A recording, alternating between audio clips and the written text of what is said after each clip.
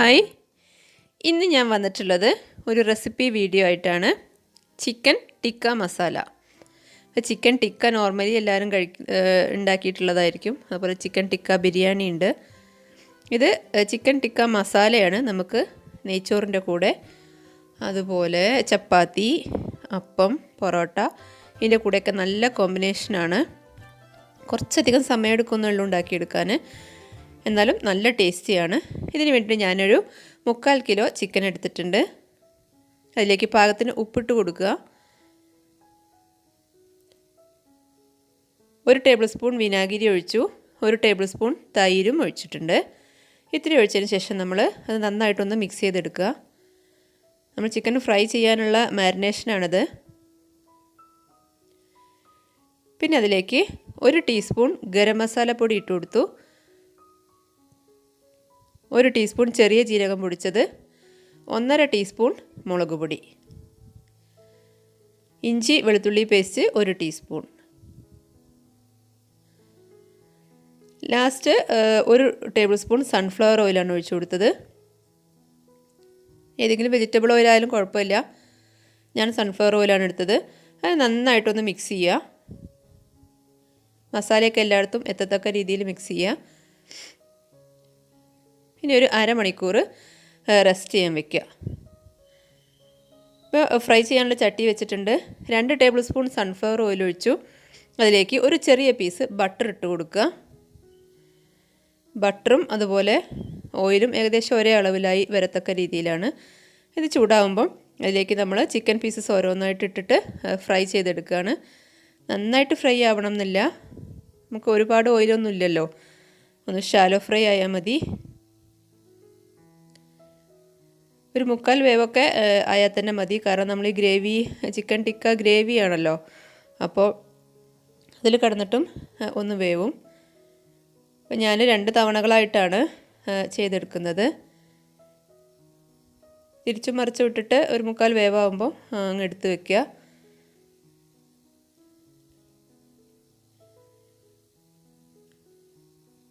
അപ്പോൾ അത് ഞാൻ വേറൊരു സ്റ്റൗവിലേക്ക് മാറ്റുകയാണ്. ആ സമയം കൊണ്ട് നമുക്ക് മസാല, ചിക്കൻ ടിക്കയുടെ മസാല ഉണ്ടാക്കിയെടുക്കാം. അതിന് വേണ്ടി ചട്ടി അടുപ്പത്ത് വെച്ചു.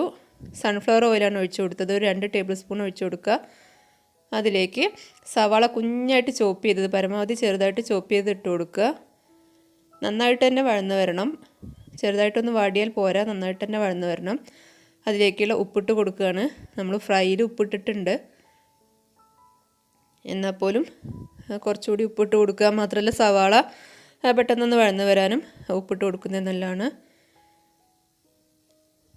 ഉള്ളി അത്യാവശ്യം നന്നായിട്ട് വഴന്ന് വരുമ്പോൾ നമ്മൾ ഇഞ്ചി വെളുത്തുള്ളി പേസ്റ്റ് ഞാൻ ഒരു 1/2 ടീസ്പൂൺ ഇട്ട് കൊടുത്തിട്ടുണ്ട്. ഇനി അതിൻ്റെ ആ ഒരു റോ ടേസ്റ്റൊക്കെ മാറുന്നവരെ നന്നായിട്ടൊന്ന് ഇളക്കി കൊടുക്കണം.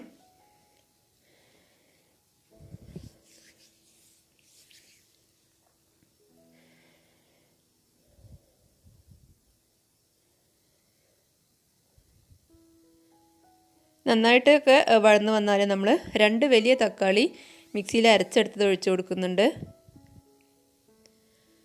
നന്നായിട്ട് തന്നെ പേസ്റ്റാക്കി അരച്ചെടുക്കുക. വെള്ളം ഒട്ടും ഒഴിക്കാതെ തന്നെ അരച്ചെടുക്കുക.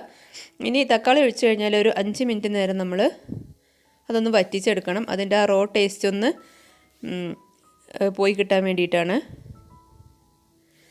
അതിലേക്ക് ഒരു 1/2 ടീസ്പൂൺ മുളക് പൊടി ഇട്ട് കൊടുക്കുക. 1 ടീസ്പൂൺ മല്ലിപ്പൊടി, 1/2 ടീസ്പൂൺ ഗരം മസാല, 1/2 ടീസ്പൂൺ കുരുമുളക് പൊടി. ഇത്ര ഇട്ടിട്ട് നന്നായിട്ടൊന്ന് ഇളക്കിയെടുക്കുക.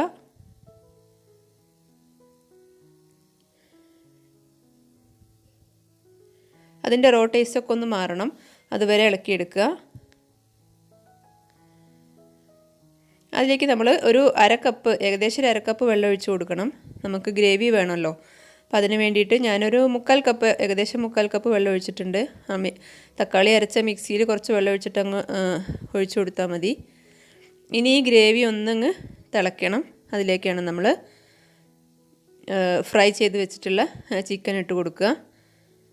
അത്യാവശ്യം നന്നായിട്ട് 2-3 മിനിറ്റ് തിളച്ചതിന് ശേഷം മാത്രം ഇട്ട് കൊടുത്താൽ മതി.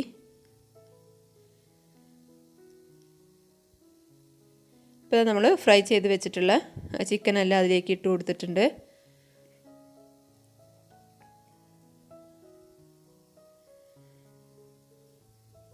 ഇനി ഇത് നന്നായിട്ടൊന്ന് മിക്സ് ചെയ്തെടുക്കണം. ഒന്ന് ചാറ് കുറുകി വരുമ്പോൾ നമ്മൾ ഒരു 1/2 ടീസ്പൂൺ നെയ്യ് ഒഴിച്ചു കൊടുത്തു. പിന്നെ അണ്ടിപ്പരിപ്പ് അരച്ചതാണ് ചേർത്ത് കൊടുത്തത്. അണ്ടിപ്പരിപ്പ് ഒരു 5-6 എണ്ണം വെള്ളത്തിലിട്ട് കുതിർത്തിട്ട് മിക്സിയിലൊന്ന് അരച്ചത് ഇട്ട് കൊടുക്കുക. ഇനി അഥവാ അണ്ടിപ്പരിപ്പ് ഇല്ല എങ്കിൽ ഫ്രഷ് ക്രീം ഒഴിച്ചു കൊടുത്താലും മതി. എൻ്റെ അടുത്ത് ഫ്രഷ് ക്രീം ഇല്ല, അതുകൊണ്ടാണ് ഞാൻ അണ്ടിപ്പരിപ്പ് ആക്കിയത്. ഏതായാലും കുഴപ്പമില്ല, രണ്ടിലേതെങ്കിലും ഒന്ന് വേണം, അപ്പോഴാണ് അതിൻ്റെ കറക്റ്റ് ടേസ്റ്റ് കിട്ടുക.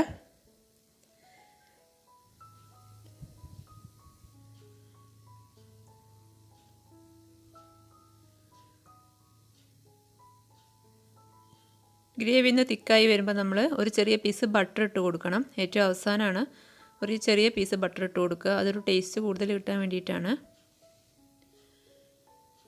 അത് ചേർത്ത് നന്നായിട്ടൊന്ന് മിക്സ് ചെയ്യുക. നമ്മൾ നെയ്യ് ഓൾറെഡി ഇട്ടിട്ടുണ്ട്, പിന്നെ ബട്ടറും കൂടി ആകുമ്പോൾ ഒരു നല്ല ടേസ്റ്റ് കിട്ടും. നന്നായിട്ട് കുറുകി വരുമ്പോൾ നമ്മൾ ഏറ്റവും അവസാനം കസൂരി മേത്തി കയ്യിലിട്ടിട്ടൊന്ന് പൊടിച്ചിട്ട് ഇട്ട് കൊടുക്കുന്നുണ്ട്. ഉലുവയുടെ ഇല ഉണക്കിയതാണ്, അതിപ്പോൾ സൂപ്പർ മാർക്കറ്റിലെല്ലാം അവൈലബിളാണ്. അത് ഏറ്റവും അവസാനം കയ്യിലിട്ടിട്ടൊന്നും പൊടിച്ചിട്ടിട്ട് കൊടുത്താൽ മതി. മിക്സിയിലിട്ട് പൊടിക്കൊന്നും വേണ്ട, അതായാലും അങ്ങ് അലിഞ്ഞു പോയിക്കോളും. പിന്നെ ഞാൻ പച്ചമുളക് 2 എണ്ണം അങ്ങനെ നടുകെ കീറിയിട്ട് കൊടുക്കുന്നുണ്ട്. എരിവ് കൂടിപ്പോവൊന്നുമില്ല, ഒരു ഫ്ലേവറിന് വേണ്ടിയിട്ട് മാത്രമാണ്. ഇത്രയേ ഉള്ളൂ. നമ്മുടെ ചിക്കൻ ടിക്ക മസാല റെഡി ആയിട്ടുണ്ട്. ഒരു തിക്കായിട്ടുള്ള ഗ്രേവിയാണിത്. ഇനി ഗ്രേവി കുറച്ച് കൂടുതൽ വേണം എന്നുള്ളവർക്ക് വേണമെന്നുണ്ടെങ്കിൽ കുറച്ച് കൂടുതൽ വെള്ളമൊക്കെ ആഡ് ചെയ്തിട്ട് അങ്ങനെയും ചെയ്യാം. ഇപ്പോൾ റെഡി ആയിട്ടുണ്ട്. നമുക്ക് ചപ്പാത്തിൻ്റെ കൂടെ, പൊറാട്ടയുടെ കൂടെ, അതുപോലെ നെയ്ച്ചോറിൻ്റെ കൂടെയൊക്കെ നല്ല അടിപൊളി കോമ്പിനേഷനാണ്. ചിക്കൻ കൊണ്ട് പലതരം കറികൾ, മീൻസ് പല വെറൈറ്റി കറികൾ നമ്മൾ ട്രൈ ചെയ്യാറുണ്ട്. പക്ഷേ ടിക്ക മസാല നല്ല ടേസ്റ്റി ആയിട്ടുള്ളൊരു ഐറ്റമാണ്. കുറച്ച് നെയ്യ് അതുപോലെ ബട്ടർ എല്ലാം യൂസ് ചെയ്യുന്നതോട് മാത്രമല്ല അണ്ടിപ്പരിപ്പ് അരച്ച് ചേർക്കുന്നുണ്ട്. അപ്പോൾ കുറച്ചുകൂടി റിച്ച് ആയിട്ടുള്ളൊരു ഐറ്റമാണ്. അപ്പോൾ നിങ്ങളും ട്രൈ ചെയ്ത് നോക്കുക. വെറൈറ്റി ആയിട്ടുള്ള ഐറ്റം തന്നെയാണ്. ട്രൈ ചെയ്ത് നോക്കുക. ഇഷ്ടമായി കഴിഞ്ഞാൽ ചാനലൊന്ന് സബ്സ്ക്രൈബ് ചെയ്യണം, ലൈക്ക് ചെയ്യണം, കമൻറ്റ് ചെയ്യണം. വീണ്ടും നല്ല വീഡിയോ ആയിട്ട് ഞാൻ വരും. Thank you.